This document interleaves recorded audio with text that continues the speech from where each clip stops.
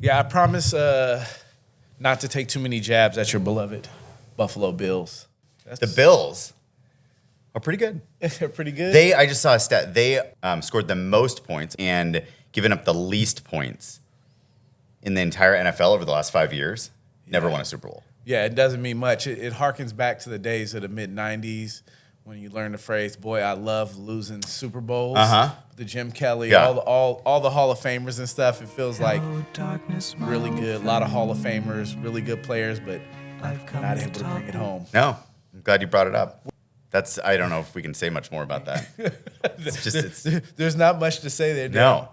But Josh Allen's amazing. Josh Allen's amazing. Yeah. I'll give you that. You have a lot of good players on the team in the end. But Maxie's Minute, take one.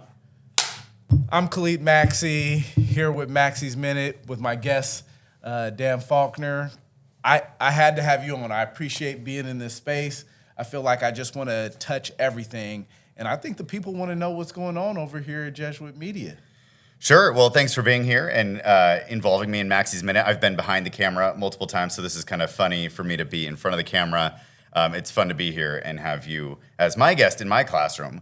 We're really fortunate. They remodeled Art Room 1, where we are right now, last year. It used to be a health classroom, so it's still funny. Kids will come in who were here freshman year, and they'll be like, wait a minute, this is a health room. And then now it's, as you said, a place where you kind of want to touch things, you want to get engaged. Yes. I think that's amazing at Jesuit High School, and we have decided to invest a lot more into this program. Tell us about your Jesuit roots. Sure. And how you came to Jesuit High School and what you were doing before that. Yeah, the kind of quick thing of it, I guess, is I started in 2007. I was hired by Paul Hogan. Sandy Satterberg at the time was the principal, and I was an English teacher coming right out of a creative writing program. I had no hope in getting this job because I was fresh out of grad school. I was like, I'm not going to get this. There's no way. I was really grateful to get the opportunity. That was 2007. We are now in 2025. So I taught English for about 16 years. Okay.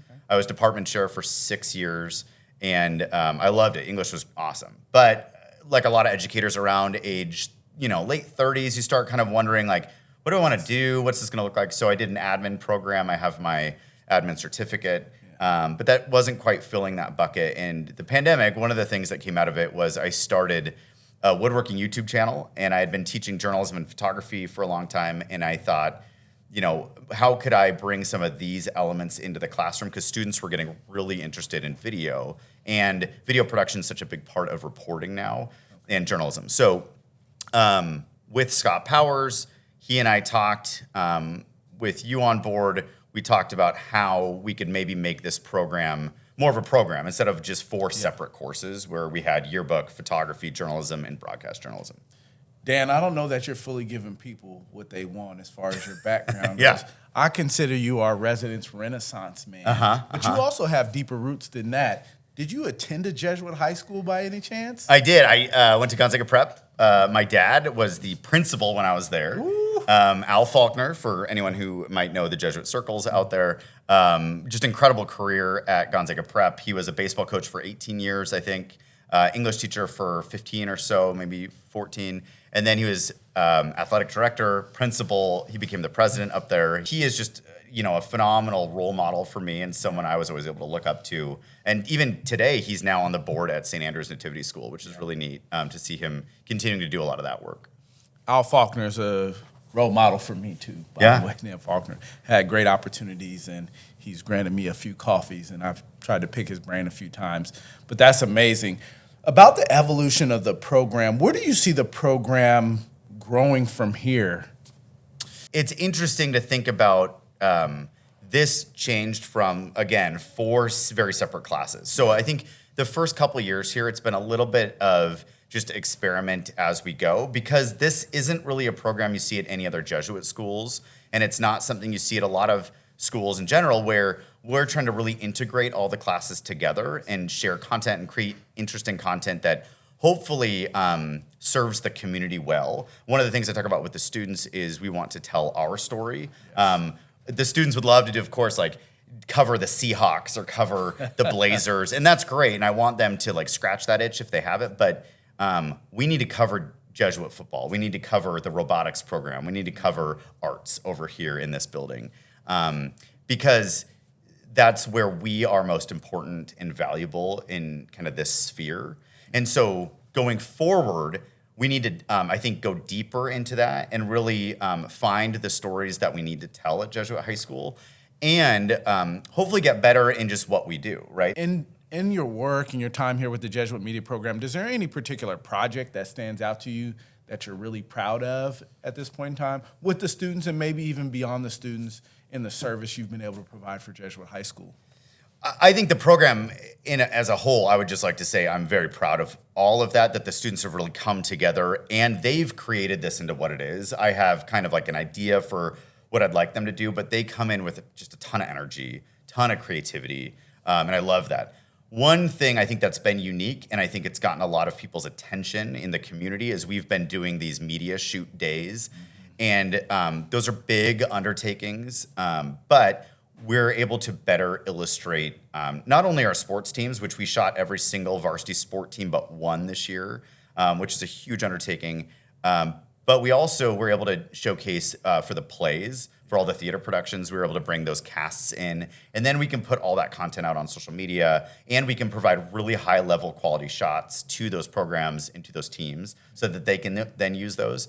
That's great, Dan. And I will have to say, I have a middle school boy at home who's very interested in the media days, so you got his attention. My wife, who works for that Swish Down the company, she also took notice, so hats off to you for putting Jesuit out there, and have a great appreciation for that, for what you've been able to do for the Jesuit community, but also bringing the Jesuit community beyond our walls here at Jesuit High School, just to get an interest in, hey, this is who we are, this is how spirited we are at Jesuit High School, so great appreciation for perspective. I know I recently saw the first magazine that was put out. Yeah. What other publications are going out to the Jesuit High School community and beyond, if people are interested? What you allude to is our first print magazine.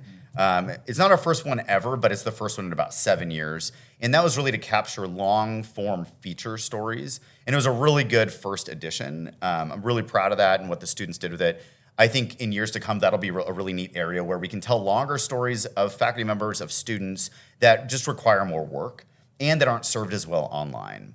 Otherwise, you can go to JesuitNews.com. You can read a whole bunch of game recaps. You can read shorter articles on different issues going on at school or content that students are interested in. And then we have JesuitHSmedia.com, which is a photography website that's new this year. And so if you see our photographers out at sports games or anywhere around school, we will put all those photos on that website. And then we also, of course, have a yearbook. And we have Instagram, TikTok. Those are all at Jesuit HS Media. That's a lot, Dan. It's a lot. So I see lots of bells and whistles here. I see some nice things that I want to touch in front of me. If you had a magic wand, what would you want to see from an equipment standpoint, from an infrastructure standpoint, to expand the program or allow our students to do other things that would just enhance this Jesuit Media experience? Yeah, I mean, I think everyone, including yourself, would love to have a magic wand where we could just get buildings. I need a few of them. Yeah, exactly. But, it's always, I think with anyone and probably any business, I've never been in a business, but it's like space is such a premium. Like this space is unbelievable, but you just saw me as you're walking in. I'm finishing my photography class. We're setting up a studio with 3 separate cameras here. I'm setting up the audio. Students are able to do that on their own, but it's hard to do without a dedicated space. Yes. Dedicated spaces where you have also like a nice green screen background, you have or a white background where you can just get in there, shoot the content. Yes. I understand everything you're saying. Exactly. By the way. But that magic wand question is really always, I think, about things that would allow students to better do what they do. And then that in turn allows the school to be seen better, and with more enthusiasm and excitement. I'll switch gears on you a little bit just thinking about the kids coming into the program who may not. How do you get a kid interested in doing media stuff? Like students have a choice in how they choose their electives and stuff. What may capture a student's interest in the Jesuit Media program? Yeah, I love our students because our students are dedicated to media because there's no extra perks in our program. They don't get AP credit. There's no honors designation, which that pulls a lot of kids, frankly, into other classes. I think the misunderstanding that a lot of people have, and I hear it frequently, is, well, students are so great at creating videos now. And they are good at filming themselves on TikTok. The editing side of it, though, we use the entire Adobe suite. We use very adult programs used in professional areas.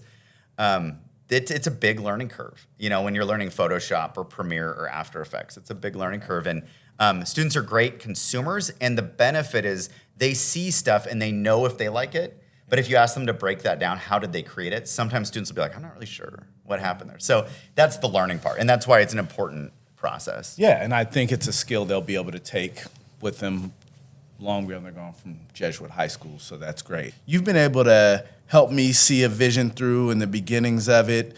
I had this idea after speaking to a lot of our colleagues about making sure we capture the musings, the experiences of our colleagues that have given oftentimes more than half their lives to this place.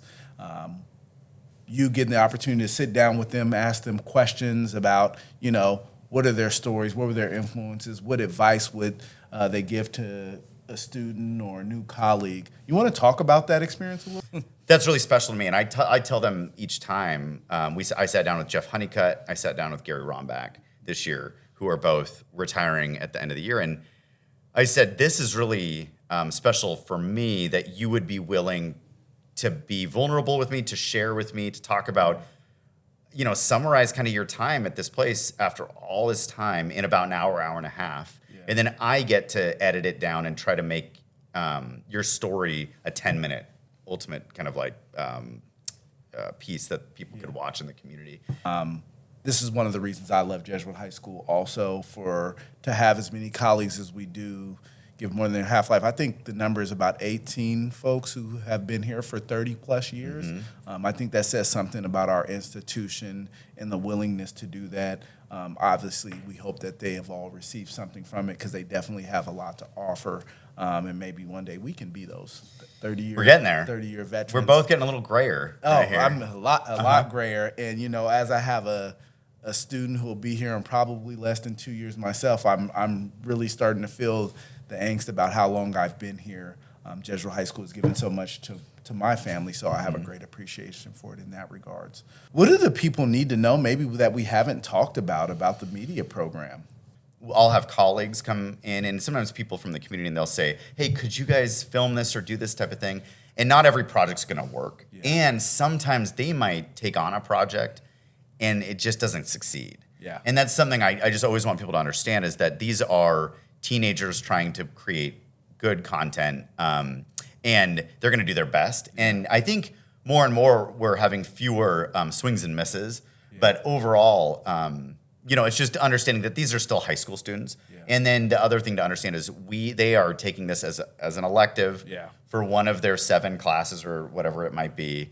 And they might not have the time necessarily to dedicate as much as they would like to otherwise. But I've been very impressed with the Jesuit Media program. Yeah. I wanted to say that to everyone. We want to pour into those programs that are successful. You probably have more students trying to get in the program than we have space for. So that's something for me as a principal to think about and continue to ask those questions about how do we continue to invest in Jesuit Media and those things that are working. I don't have any more questions. I really appreciate your time, Dan. I thank you for sharing with our Jesuit High School community, and we'll see what 2025, 2026 brings for the Jesuit High School Media Program. I appreciate it. It's nice to be on Maxie's Minute on this end. Yeah, well, this is Maxie's Minute. Thank you for your time. Thanks.